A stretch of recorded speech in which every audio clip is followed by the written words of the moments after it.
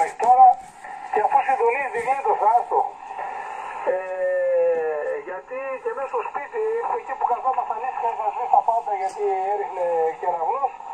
Ακούω ένα τσάκ εκεί πέρα πάνω σε μια μπρίζα που είναι στην κουζίνα, η οποία έχει από υγρασία, από υδρατμούς εκεί.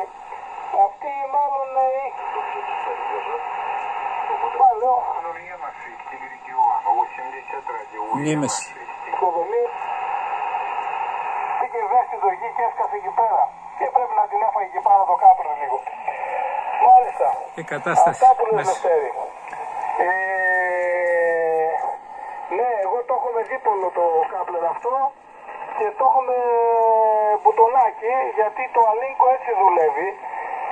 Αν δεν έχεις αλίνκο, δηλαδή μηχάνημα, να το βάλεις πίσω στο βίσμα, δουλεύει έτσι. Μετά θα μπορούσα να το προσαρμόσω κατευθείαν στο Marine, προσαρμόζεις το 710 με το αυτή είναι η κατάσταση μέσα.